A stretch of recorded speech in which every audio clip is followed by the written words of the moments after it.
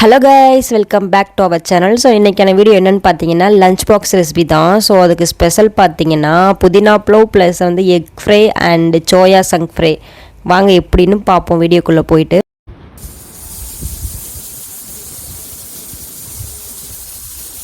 ஒரு குக்கரில் 1 teaspoon oil plus நெய் வந்துட்டு ஆட் பண்ணிக்கோங்க. அது கூட 1/4 டீஸ்பூன் சீரகம் ஆட் பண்ணிக்கலாம்.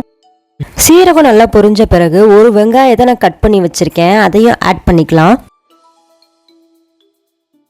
வெங்காயம் நல்லா ப்ரௌன் கலர் ஆகிற வரைக்கும் வதக்கிக்கலாம். அது கூட 1 டீஸ்பூன் இஞ்சி பூண்டு பேஸ்ட்டு ஆட் பண்ணி அதையும் நல்லா பச்சை வாசனை போகிற அளவுக்கு வதக்கிப்போம்.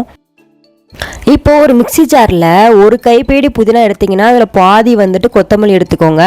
ஒரு பச்சை மிளகாய், 2 கிராம்பு, 1 ஏலக்காய், 1/4 டீஸ்பூன் சோம்பு இதெல்லாம் ஆட் பண்ணி நல்லா கிரைண்ட் பண்ணி எடுத்துப்போம். இஞ்சி பூண்டு நல்லா வதக்கணுன்னே இப்போ அரைச்சி வச்சுருந்த பேஸ்ட்டை வந்து நம்ம ஆட் பண்ணிப்போம்.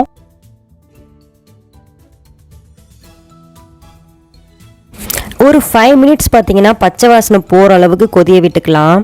ஓரளவு ட்ரை ஆனதுக்கப்புறம் கொஞ்சமாக உப்பு ஆட் பண்ணிக்கிட்டு, நான் நைட்டே பார்த்தீங்கன்னா பச்சை பட்டாணி வந்து ஊற வச்சுட்டு அதை எடுத்து ஃப்ரிட்ஜில் வச்சுட்டு மார்னிங் வந்துட்டு குக்கரில் 2 விசில் வச்சு எடுத்துக்கிட்டேன். அதையும் இப்போ அதோட ஆட் பண்ணிக்கலாம். இந்த மாதிரி பண்ணும்போது பச்சை பட்டாணி பார்த்தீங்கன்னா ரொம்பவே சாஃப்டாக இருக்கும், சாப்பிட்றதுக்கு ரொம்ப ஈஸியாக இருக்கும். அதுக்காண்டி தான். ஸோ நீங்கள் ஊற வச்சிங்க அப்படின்னா ஃப்ரிட்ஜில் வச்சுக்கோங்க. இப்போ பார்த்தீங்கன்னா ஓரளவு ட்ரை ஆகிடுச்சு, எண்ணெய் பிரிஞ்சு வந்துருச்சு. இந்த ஸ்டேஜில் பார்த்தீங்கன்னா நான் 1/2 கப் அரிசி வந்து ஊற வச்சு எடுத்துருக்கேன். அரிசியை மட்டும் இப்போ ஆட் பண்ணிவிட்டு ஒரு 2 மினிட்ஸ் வந்து நல்லா கிளறி விட்டுருங்க. 1/2 கப் அரிசிக்கு 1 கப் வாட்டர் வந்து இப்போ நான் ஆட் பண்ணிக்கிறேன். நீங்கள் எவ்வளோ குவான்டிட்டி வேணால் பண்ணிக்கலாம். அதுக்கு ஏற்ற மாதிரி மசாலாவை ஆட் பண்ணிக்கோங்க. குழந்தைக்கு தான் பண்ண போகிறீங்க அப்படின்னா பச்சை மிளகா வந்து கம்மியாகவே ஆட் பண்ணிக்கோங்க. நான் இப்போ 1 போட்டேன், அது அவ்வளோவா காரம் இல்லை. ஸோ நீங்கள் ஆஃப் கூட போட்டுக்கலாம். ஃபைனல் ஸ்டேஜ் வந்துட்டோம். இப்போல்லாம் கரெக்டாக இருக்கான்னு செக் பண்ணிக்கிட்டு எல்லாத்தையும் ஆட் பண்ணிவிட்டு குக்கரை மூடிட்டு ஒரு 2 விசில் வந்ததுக்கப்புறம் ஆஃப் பண்ணி எடுத்துக்கலாம். அவ்வளோதான், புதினா flow ready. Next egg fry எப்படி பண்ணலான்னு பார்க்கலாம். ஒரு பவுலில் மிளகாய்த்தூள் 1 டீஸ்பூன், மல்லித்தூள் 1/2 டீஸ்பூன், மஞ்சள் தூள் 1/4 டீஸ்பூன், மிளகுத்தூள் 1/4 டீஸ்பூன், கரம் மசாலா 1/4 டீஸ்பூன், உப்பு தேவையான அளவு, கொஞ்சமாக வாட்டர் விட்டு மிக்ஸ் பண்ணிப்போம்.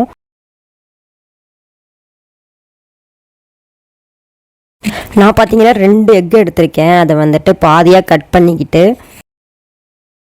ஸோ மசாலாவில் வந்து இப்போ நம்ம ஆட் பண்ண போகிறோம். ஸோ ஆட் பண்ணிவிட்டு ஒரு 10 நிமிஷம் வந்துட்டு ஊற வச்சிடலாம். ஸோ ஒரு பக்கம் இருக்கட்டும்.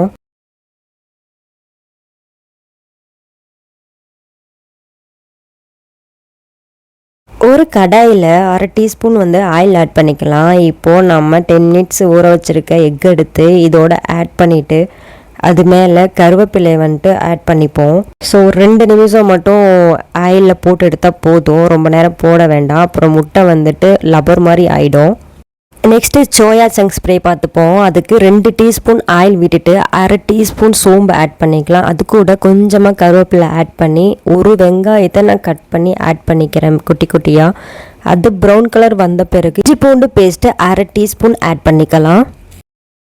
ஸோ பச்சை வாசனை போகிற அளவுக்கு நல்லா கிளறி விட்டுட்டு பச்சை வாசனை போன பிறகு மிளகாய்த்தூள் 1 டீஸ்பூன், கரம் மசாலா 1/4 டீஸ்பூன், மஞ்சள் தூள் 1/4 டீஸ்பூன், உப்பு தேவையான அளவு இதெல்லாம் ஆட் பண்ணி ஒரு 2 நிமிஷம் மட்டும் வதக்கி எடுத்துக்கலாம். நான் பார்த்தீங்கன்னா சோயா 1 கப் எடுத்திருக்கேன். ஹாட் வாட்டரில் ஊற வச்சு எடுத்த பிறகு மஞ்சத்தூள், உப்பு எல்லாம் ஆட் பண்ணி கழுவி எடுத்திருக்கேன். அப்போ தான் சோயாவோட ஸ்மெல் வராது, அதுக்காண்டி. இப்போ வந்துட்டு சோயா வந்து அதோட போட்டு ஒரு 2 மினிட்ஸ் கிளறி விட்டுருங்க. தேவையான அளவு உப்பு ஆட் பண்ணி எல்லாம் ஓகே அப்படின்னா 2 நிமிஷம் கழித்து இறக்கிடுங்க. அவ்வளோதான் காய்ஸ், இன்றைக்கான லஞ்ச் ரெசிபி பார்த்தீங்கன்னா ஃபினிஷ். ஸோ எப்படி இருக்குது அப்படிங்கிறத கண்டிப்பாக மறக்காமல் செஞ்சு பார்த்துட்டு சொல்லுங்கள். மறக்காமல் என்ன ஃபாலோ பண்ணிக்கோங்க. ஏன்னா இந்த மாதிரி ஹெல்த்தான ஃபுட், ஹோட்டல் ஸ்டைல் அண்ட் டிஃப்ரெண்ட்டான வெரைட்டியான ஃபுட்டு வந்து நான் சேனலில் அப்லோட் பண்ணுவேன், அதுக்காண்டி தான். ஸோ டிஃபன் பாக்ஸில் ஃபில் பண்ணிடலாம். ஸோ நான் ஃபில் பண்ணுறதுக்கு முன்னாடி 1 டீஸ்பூன் வந்து நெய் வந்து ஆட் பண்ணிவிட்டு அதுக்கப்புறம் டிஃபன் பாக்ஸில் ஃபில் பண்ணுறேன்.